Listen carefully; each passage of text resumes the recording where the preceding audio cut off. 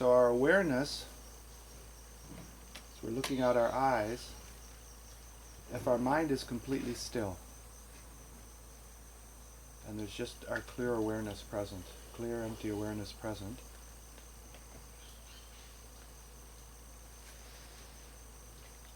then there's just awareness.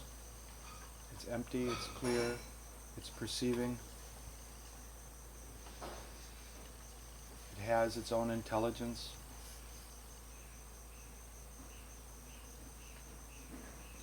And it's always right here. So the enlightened state is this same presence when it's in recognition of itself, instead of being in a creative mode, of being involved in its own energetic creativity of daydreaming and various other story making and fixations. So in the Tibetan tradition, this state of mind, also in the Zen tradition called Zen mind, this state of mind is always present. So there's no notion of progress. There's no notion of doing a series of practices that bring this awareness about. This clear, simple awareness is not that much different than a newborn baby that's just simply clear and aware, except in the case of the baby, that consciousness is not aware of its own nature. It's just simply present.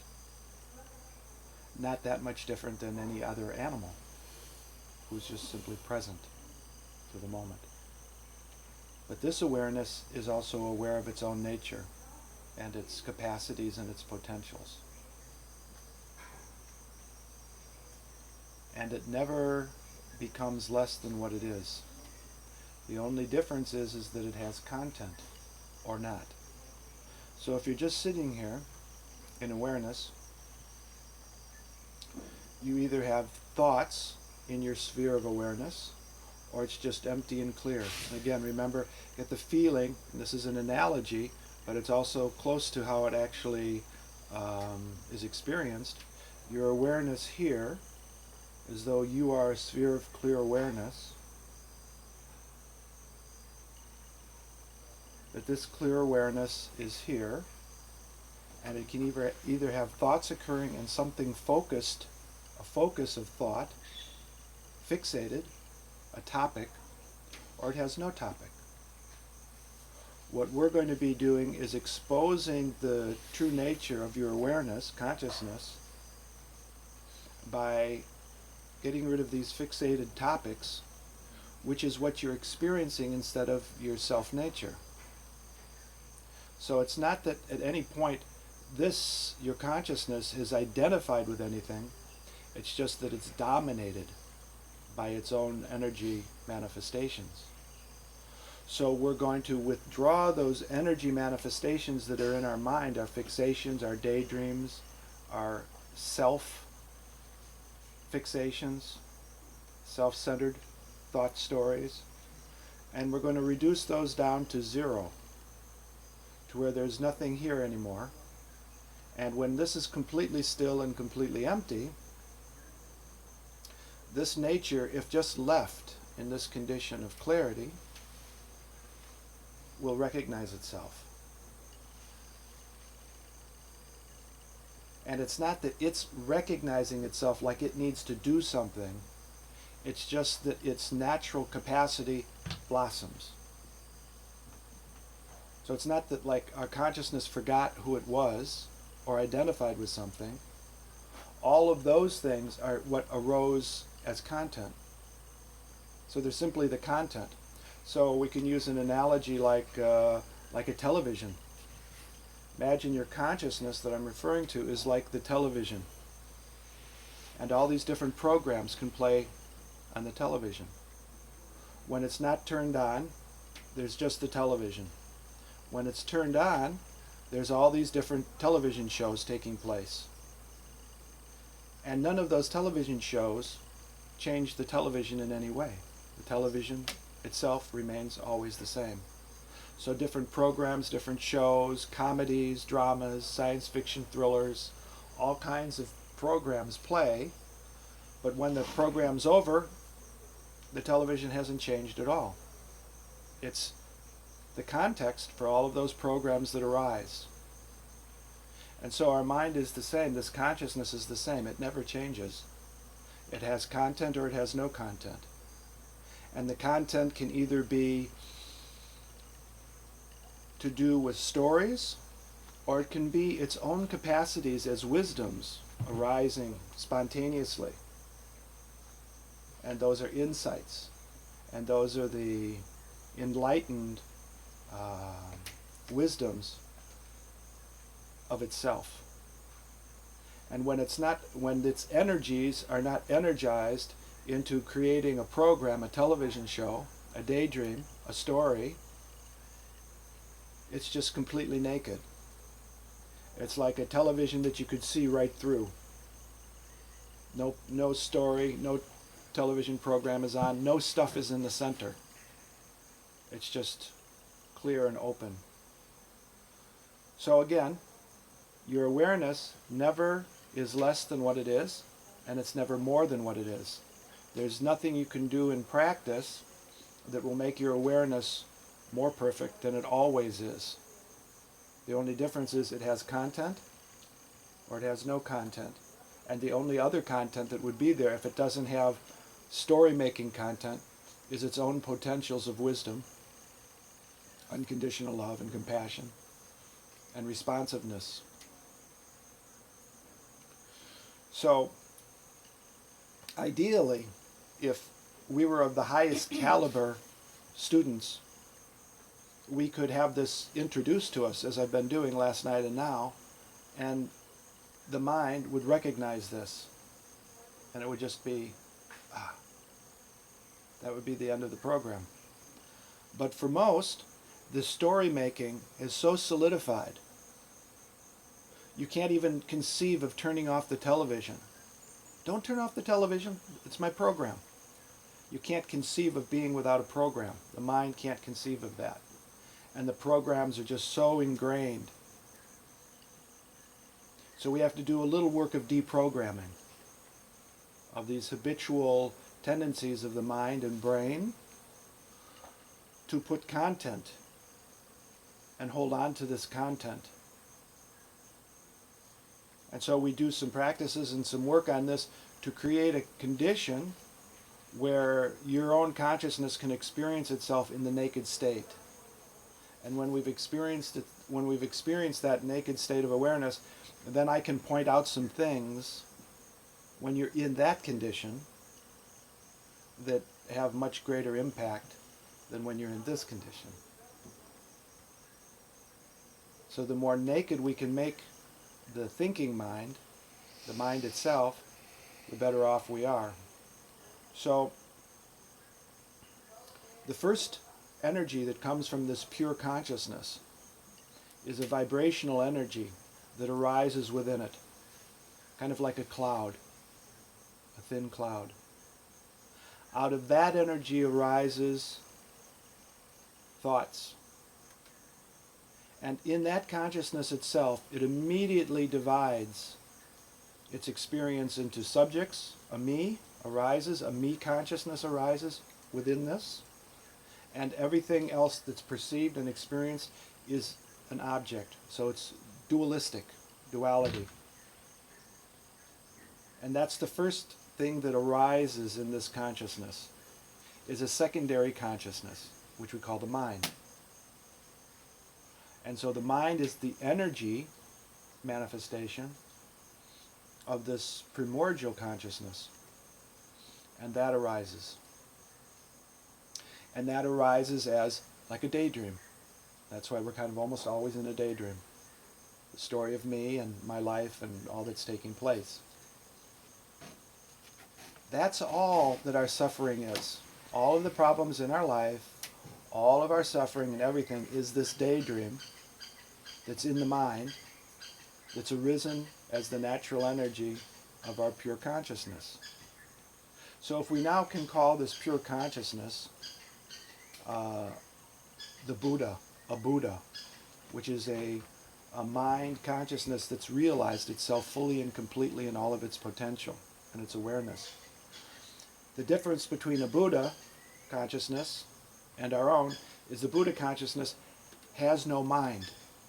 That first arising of secondary consciousness, the mind, the thinking mind that is dualistically split into subjects and objects, that's not arising in the Buddha. The energy from our pure consciousness that arises as this cloudy secondary consciousness, the mind, that energy, instead of transforming into what we call the mind, it remains in a pure state, but that energy still is arising, and it's first arising as a wisdom, a self-awareness of itself. That's an energy arising within this. As that arises, it's the beginning of a secondary consciousness from the pure primordial consciousness. And at that moment, it has an opportunity to either recognize its original basis, which is the primordial mind, the Buddha mind, or not. So when that secondary consciousness arises, it has a moment of almost autonomous consciousness. And it has two paths. It can either go into the direction of not recognizing its own self-nature, or it recognizes its self-nature and self-liberates into a Buddha state. What's happened with all of us, we took the other path. We went into developing the mind state and not recognizing our actual nature of our mind, from which the mind and our sense of self and our stories arose from. So it's the secondary consciousness that doesn't recognize or recognize. It's not the Buddha mind that recognizes or doesn't recognize, because the Buddha mind doesn't change. It's always like pure empty sky. And there's either clouds in the sky or there's not clouds in the sky. In this particular case, the cloud that arises has a capacity to recognize as a consciousness or to not recognize its nature. So we can do practices that make this cloud in the center of our clear mind become more and more thin, transparent. And when the mind and its energy becomes completely transparent, it will come to a point to where it just dissolves. It is reabsorbed back into its origin as pure consciousness. And in that moment of dissolution of the secondary mind, our mind, in the moment it just dissolves like an ice cube dissolving into a bowl of water, there's that recognition. That's the moment where the consciousness now recognizes its nature and it dissolves. So there's no longer a secondary consciousness there. There's just consciousness. And it's no longer individual. It has no history, because it's the original consciousness that never moved from its original condition. So we can do certain practices that are going to bring that condition about so that we have this experience. So then what happens is this first energy that arises in our consciousness, like a cloud, a fog that's arising in this consciousness, what happens is that particular energy no longer becomes cloudy, it becomes luminous expression or manifestation of consciousness. And if you were around a Buddha, you would experience a sense of presence, of energy, of clarity. Clear light would be the experience. And that's the same energy that, if it was not recognized, would become the mind. So you can't have presence of awareness, and that we could call presence, this condition of the energy that could become the secondary consciousness, or it remains simply presence. So we have awareness, the primordial awareness, and presence. So a Buddha would be a condition of presence of awareness. The presence is the energy that, if it's not present, will evolve or devolve like entropy. It will lose its energetic state and will devolve out of a clear light consciousness into ordinary mind, and then the dualistic consciousness arises naturally as a natural patterning of that energy. Just like snowflakes take on certain patterns, when the energy of the mind is not in dissolution with the original mind, it takes on a pattern automatically, and that pattern is divided into positive, negative subjects and objects. That's the natural, that's how this happens, and why it happens with everyone, because it's just like a snowflake. Snowflakes have different patterns that they will form in crystals. So our consciousness energy will form into this dualistic state naturally if it's not recognizing its own nature.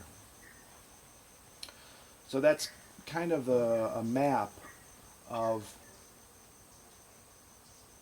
where we need to be focusing our attention in understanding what we're going to be doing.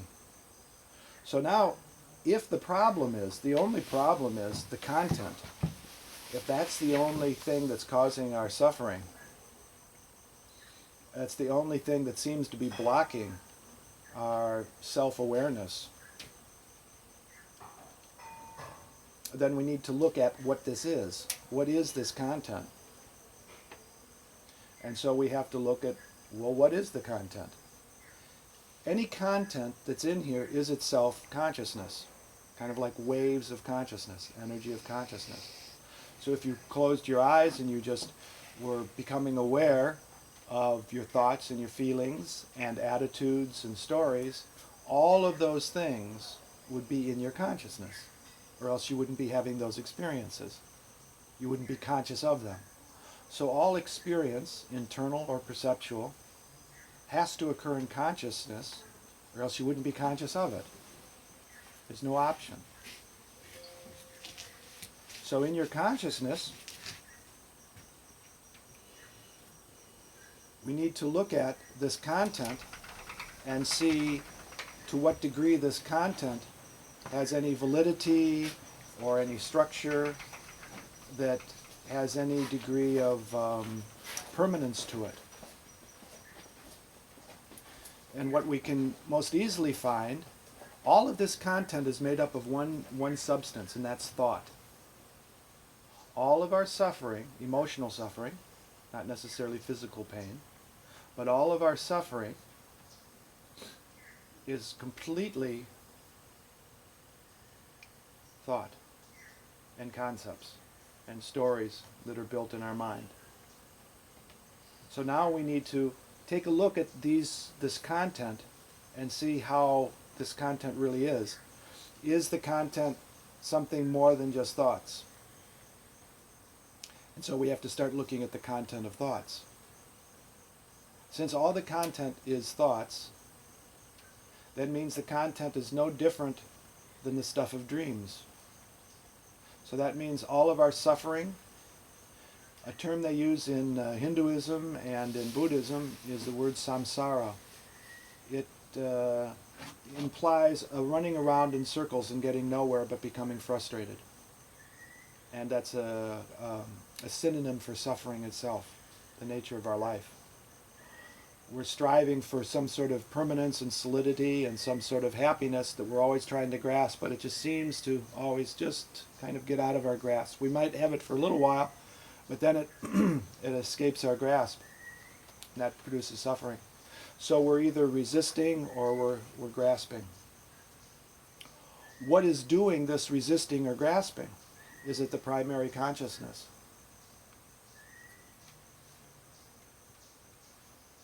Any opinions?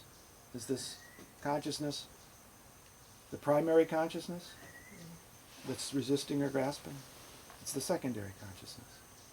But, So but the primary does allow it, because it allows everything. It's not that it allows it, because it doesn't do allowing. It's not in its job resume. Okay. It doesn't do allowing. It actually energizes it. It's its creativity. So it doesn't have any relationship to what's occurring, because it is what's occurring. It's the painter's painting.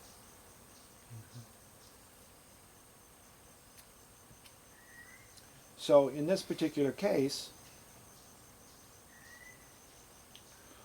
we can recognize, okay, what is this secondary consciousness that's resisting, or what is grasping? This sense of self.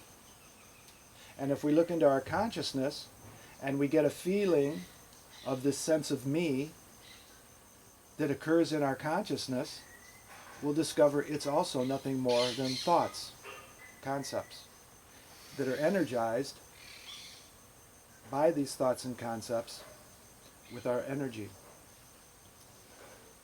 So like we also have in all traditions, the notion of prana or chi, an inner subtle energy. That subtle energy moves according to thought. And so if we're thinking me heavily, that chi and that prana will form an energy structure and kind of crystallize around that thought. And that's which gives us the feeling of substance. I am. And that I am. I can feel my beingness. I am. That comes because of the energy that coagulates or crystallizes around that thought of me. But still, it's just content. Everything is just content in this consciousness. So, we're going to look at thoughts, and we're going to look at the sense of me, and we're going to really discover what they are and what their nature is. And what we're going to be looking at is, as we look at a thought, we'll see that a thought is content that occurs in our consciousness, that thought, like a cloud arising in the sky, it has no substance. So we can right now take a moment and close your eyes. And I want you to visualize a dog.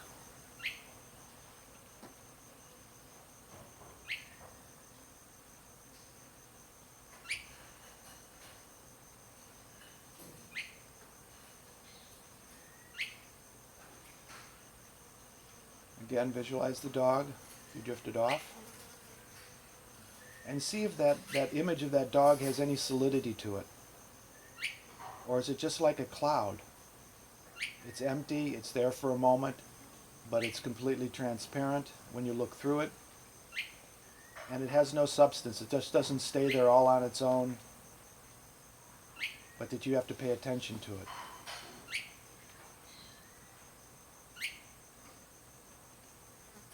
Okay, you can open your eyes.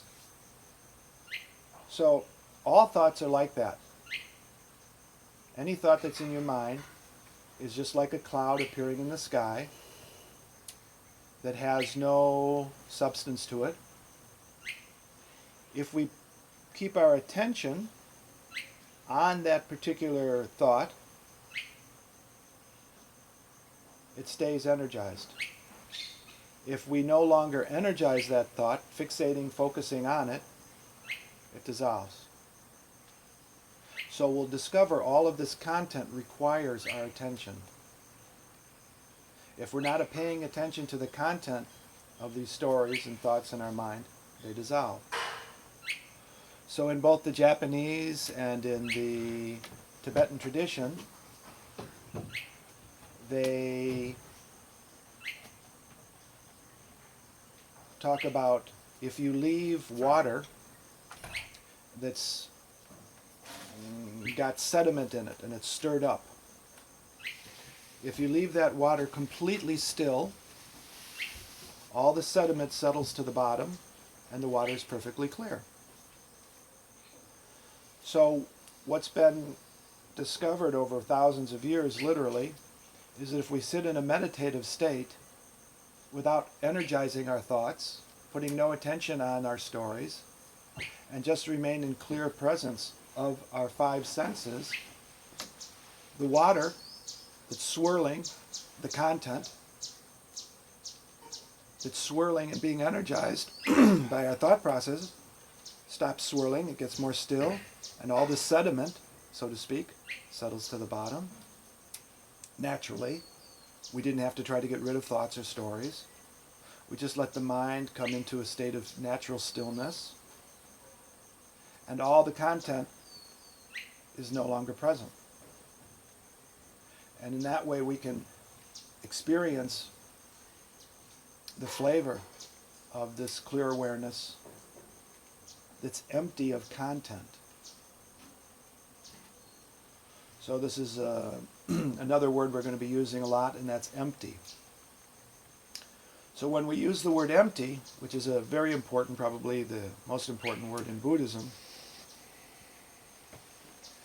if we understand the word empty, we understand that when we look at a particular thought in our mind, like the dog, we can really say that dog is empty, meaning there's nothing really solid there. It's just an empty image. All of our thoughts are empty images. All of our stories are empty thoughts that have become stories that are also empty. So everything that's in the content we can say is empty because it's only made up of thought and images. And we don't say that it isn't there, we just say that it's empty. And it's kind of an abbreviation when we say empty. We mean it's empty of any independent, inherent existence of itself, of its own. It's not an autonomous entity that can continue to exist. It has to be fed attention. So that means it's empty. It's empty of any inherent solidity. And so we'll just use the short term and say it's empty. And we don't mean it's non-existent. We mean it's just like a cloud in the sky. It's an empty formation. It has no core. None of our thoughts, none of our stories in our mind have any core. So they're just empty. So we'll use that term empty to mean that it has no core. Which means it's impermanent. So all of this content has one common denominator among others, and that is it's impermanent. Nothing that appears as content in our consciousness is permanent. That's because it's empty. There's no core to it that allows it to remain solid and persisting. So all of the content that's causing us all of our suffering is all empty. There's no aspect of our stories, of our suffering, that isn't empty. So in meditation, we can see the empty nature of our thoughts and our stories. So what we're going to do now is a practice. Normally if you were sitting on the floor, it'd be easier to say this, but we'll be able to be fine doing it this way, sitting in chairs. And get your back straight as you possibly can. We're going to do an exercise that assists being able to recognize this empty quality of our mind. And what we want to do first is and this is something you can be practicing throughout the retreat when we're not in retreat. And it's basically called shamatha. And shamatha means to bring the mind to a state of calm, peacefulness. And because you're not doing anything. You're not energizing your agenda, you're not energizing your thoughts. You're just focusing. Find a point on the floor, or if you've got a chair directly in front of you, it doesn't matter, but find a point that's somewhat central in front of you. A point on the floor is excellent. And a few feet in front, not directly down, so you can keep your head somewhat upright. And your eyes are looking down. When you fixate your eyes on the point, that action of your eyes not moving has a neural effect in the brain, and it causes the central nervous system to become more calm. When people are very agitated, their eyes are moving a lot. So we know scientifically, if you focus your eyes and hold it on a spot, it will help to relax the central nervous system. So we focus our eyes on a point.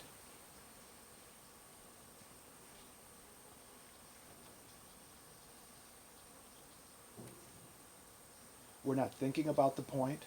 We're not thinking about of doing this. We're not thinking about anything I've said. We're just completely involved as though our life depended on it, focusing on this point.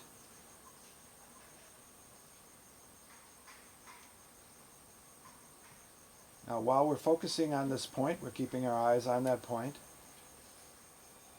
We're noticing now our breathing. We can breathe just naturally. Breathe slowly as you naturally are, and just feel it. Feel your breathing.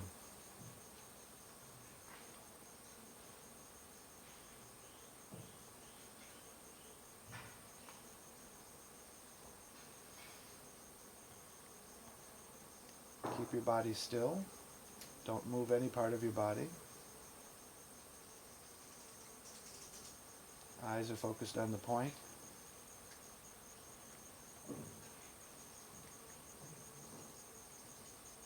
Feel as your lungs expand as the air comes in.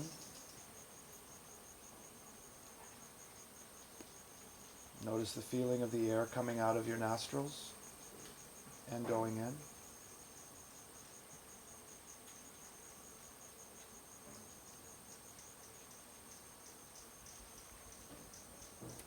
Your five senses are wide open.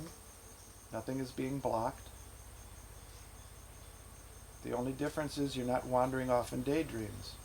You're taking your attention instead of feeding your daydreams. Your attention is focusing on the point and on your breathing. So we're going to continue with this for about 5 minutes or so. Every time you wander off in your mind, come back to your breathing and to the focusing on the point.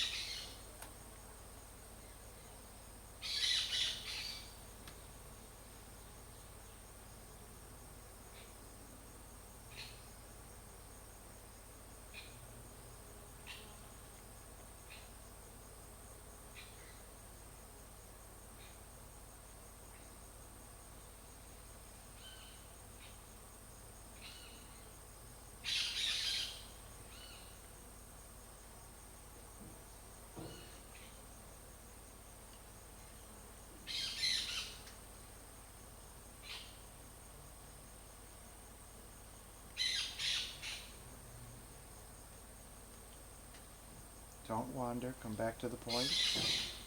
Come back to your breathing.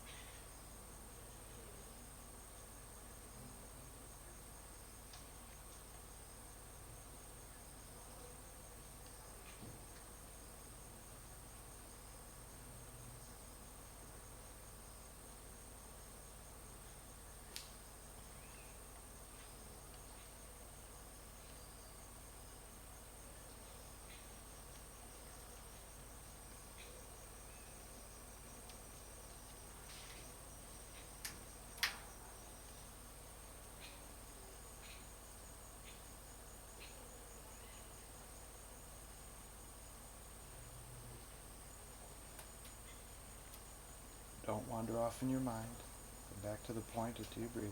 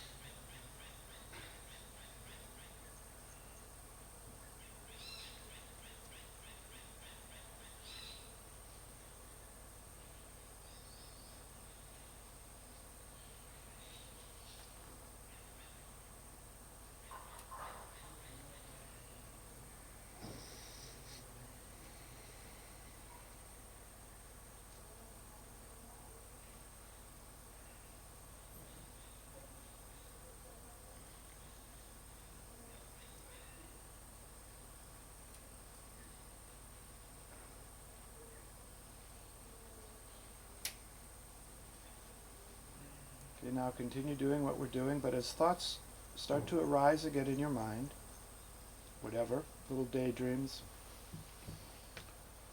notice as we were talking the empty quality of those thoughts. And notice how ephemeral, how they just appear and disappear, and that they have no real core or substance. And then immediately come back to the point on the floor and focusing and feeling your breathing. But as these thoughts are arising, notice their emptiness, that they're really no substance to them.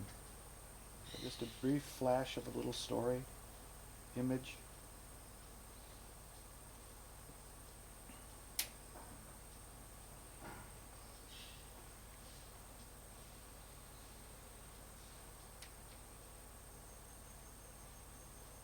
Momentary cloud floating through consciousness.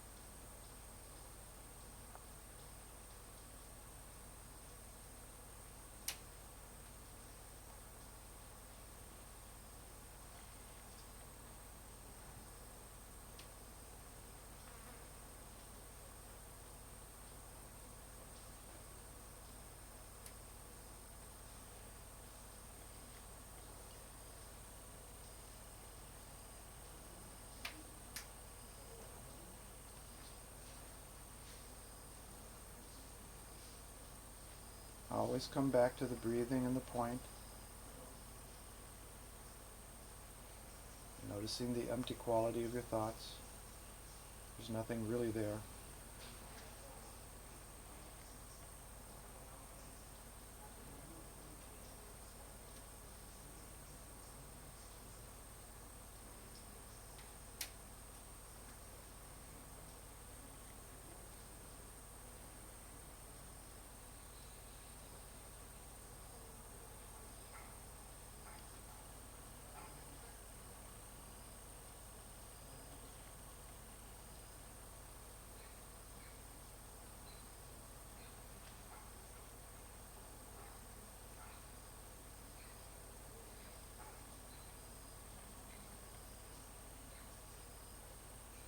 Come back to your breathing, focusing on the point.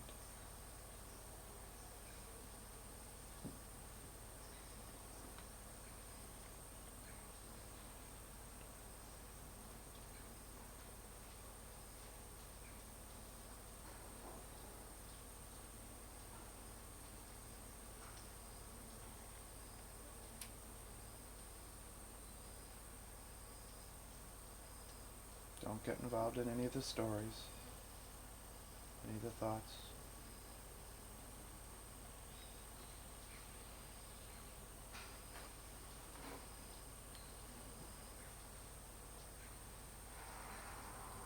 Now breathe a little deeper and slowly in and out, feeling your breath as you're filling the lungs more and more completely.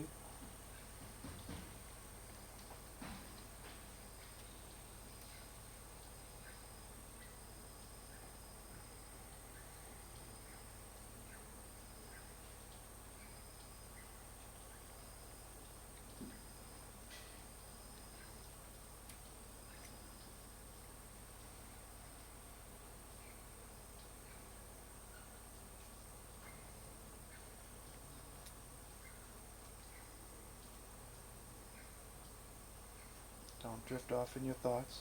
Just observe when they do arise how empty they are. There's nothing really there. You're not suppressing them or denying them, but you're just seeing through them, recognizing they are empty, without a core, without a solidity. Like your dreams at night.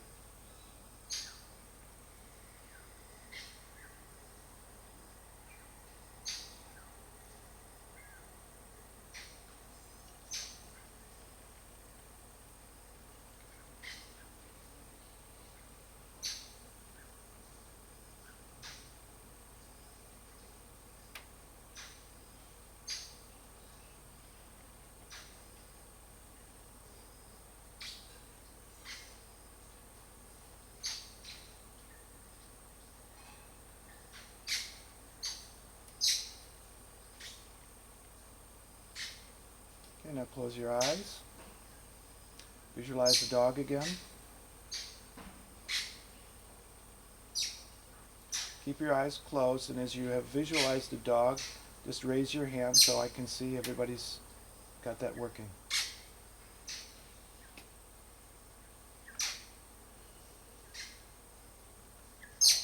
Okay, continue looking at the dog. So there's two things here. There's the dog and the observing, the conscious awareness of the dog. So now focus on the dog.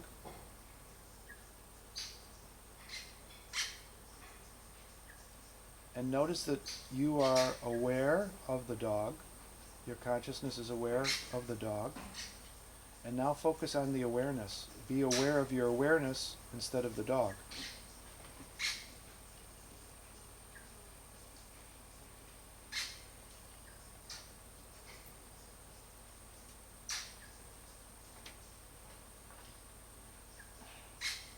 There's an observer of the dog, and there is the dog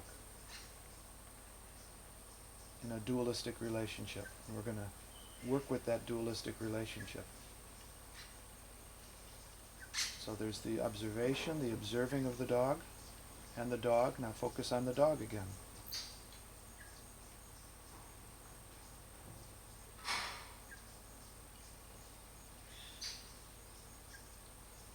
Now put your attention on you as the observer of the dog. Instead of thinking about the dog, bring your attention back to what that is that's observing the dog. Being aware of your awareness. Being aware of your observing. The observer.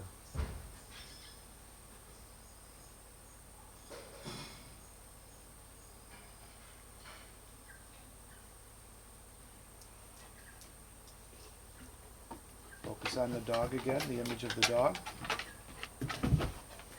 Good job, we imaged the dog here.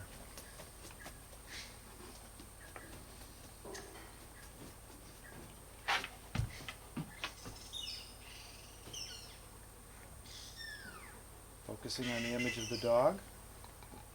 Now again, bring your attention back to your own awareness. The awareness of the dog.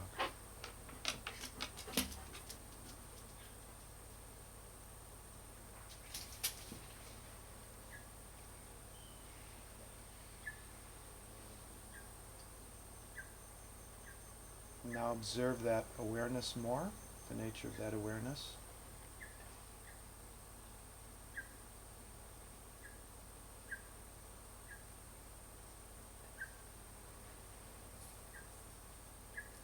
Now this time, get the image of the dog again, or a dog.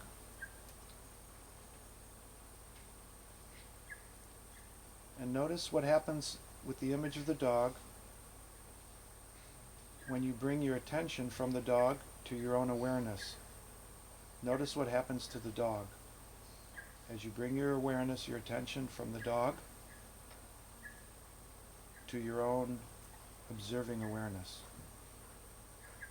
Watch what happens to the image of the dog.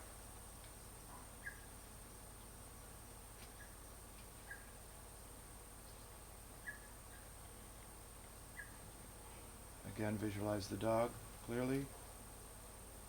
And notice what happens to the image of the dog when you bring your attention to your own observing awareness.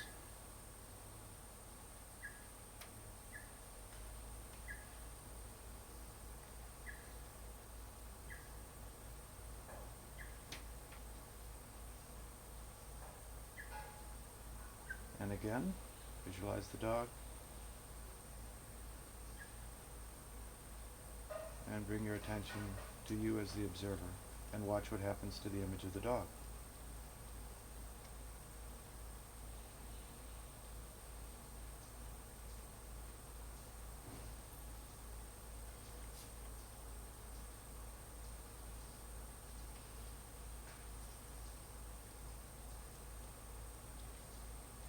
Okay, you can relax, open your eyes. Okay, we're done with that exercise. Now we're going to talk a little bit about it. What did anybody notice when they had the image of the dog and they brought the attention back to the observer. Dog went away. The dog went away. Disappeared. Disappeared. Gone. Everybody agree? No, the dog got dark, Okay. and I became aware that it became bright and was going back and forth. Okay. What we'll discover when we bring our attention completely to our observing awareness, the dog will disappear completely. To the degree we still have a little bit of attention on the dog will diminish. And if we bring our total attention to the observer, the dog will disappear because it's energized by that attention. It's like if you have a toaster plugged into the wall and it heats up. When you unplug the toaster, it cools down. So our attention does the same thing with energizing the contents in our mind. When we have attention on the contents, they're energized and they expand and they grow. And when we bring our attention to the observing, to the awareness, they dissolve. This is probably the most important thing we'll learn in the retreat in terms of a practice. And we'll do more practices, not just with dogs. But we need to realize that whatever emotional state we're in, if we bring the attention from the emotional state that's in our consciousness as content to our awareness that's aware of that emotional state, what'll happen to the emotional state? It'll disappear, it'll dissolve.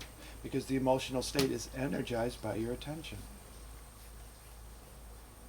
So if we work with this more and more, we'll discover that this is the mechanics of how we create our own suffering. If we stay focused on these suffering stories, poor me, or whatever, that's what we get. If we focus on the pure, clear awareness that's simply aware, everything dissolves.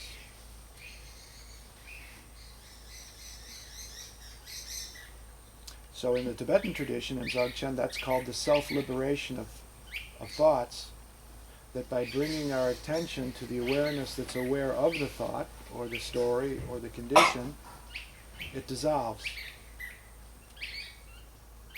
And we'll discover, if we just sit here like this, and we notice these stories arising, without even bringing our attention back to our awareness, they dissolve anyway. Why? Because they're impermanent. They have no core. They're like clouds in the sky. There's no permanent clouds in the sky. There's never been one. Because they're impermanent. All of our thoughts, all of the contents in our consciousness, in our mind, are also impermanent. They can't remain. And so we really don't even have to do the practice of bringing our awareness back, bringing the attention. If we just simply rest in awareness, they're going to dissolve anyway. That's really the method of Dzogchen, where we're not even doing the practice of bringing the awareness back from the attention. We're just comfortable in letting them be exactly as they are, because in every single case, they'll dissolve.